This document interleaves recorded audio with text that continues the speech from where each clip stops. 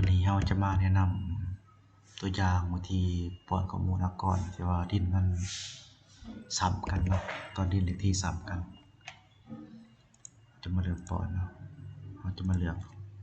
ตัวดินที่มันซ้ำกันเลือกสำนีเนาะตัวบานในบ่ให้เลือกเนาะจากนั้นมาเลือกแผนที่ตัวดิน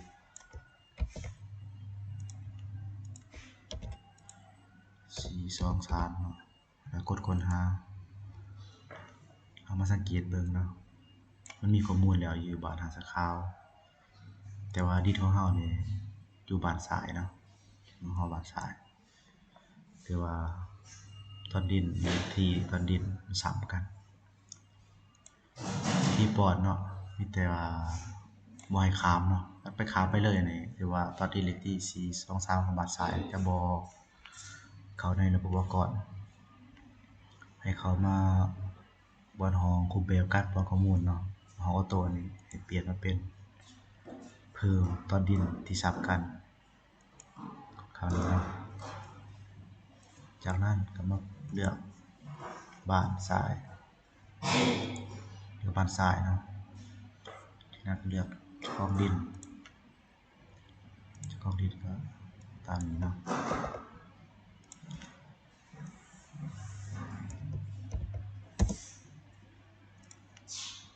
อย่าง copy ใส่เลยนะ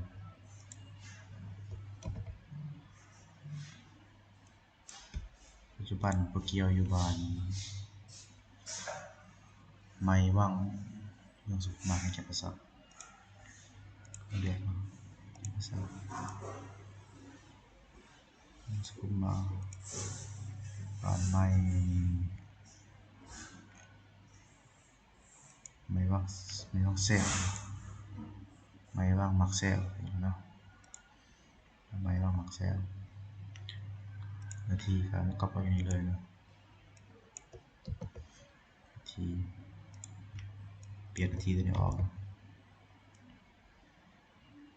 ตัวนี้ก็ลืมออกใส่นาทีใหม่มาแทน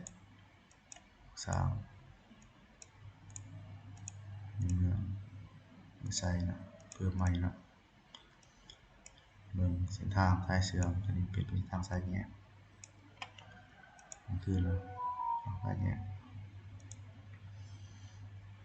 บานหาเสื้อขาวตัวนี้เปลี่ยนเป็นบานผู้ใช้บานซ้ายเป็นลูกสาวทางซ้ายแง่นะแล้วก็มาปักหมด423จุดนี้นะแล้วก็มาเลือกหาแทน423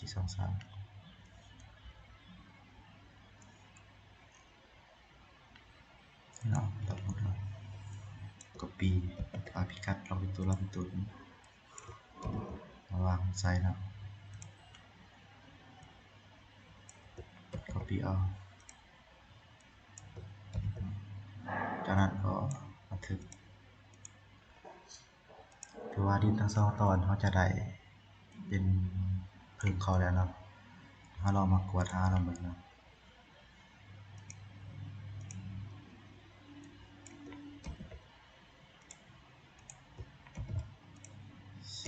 423กด5ทมิตมาเจียนอยู่เป็นข้อมูลบ้านหาสะขาวเนาะ